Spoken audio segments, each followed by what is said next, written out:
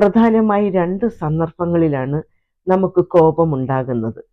ഒന്നാമത്, നമുക്കെന്തെങ്കിലും മാനസിക പ്രശ്നമുണ്ടെങ്കിലോ ശാരീരിക പ്രശ്നമുണ്ടെങ്കിലോ പിന്നെ നമ്മൾ കാണുന്നവരോടെല്ലാം അതിനെ റിഫ്ലക്റ്റ് ചെയ്യിപ്പിക്കും.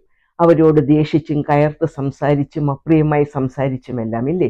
സഹപ്രവർത്തകരായാലും വീട്ടുകാരായാലും എന്തിന് റോഡിലിറങ്ങിയാൽ ആരെങ്കിലും ഹോണടിച്ചാൽ പോലും ട്രാഫിക് ബ്ലോക്ക് ഉണ്ടായാലും എല്ലാം നമ്മൾ അവരെ ശപിച്ചും വഴക്കിട്ടും അങ്ങനെ ഒരവസ്ഥയിൽ കോപമുണ്ടായിക്കൊണ്ടിരിക്കും.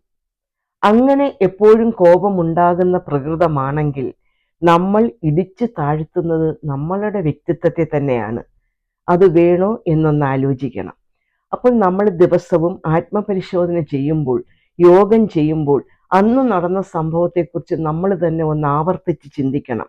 ആ സന്ദർഭത്തിൽ എനിക്ക് എങ്ങനെ കുറച്ചുകൂടി നല്ലതായി പെരുമാറാമായിരുന്നു? അങ്ങനെ സ്വയം പാഠം പഠിക്കണം.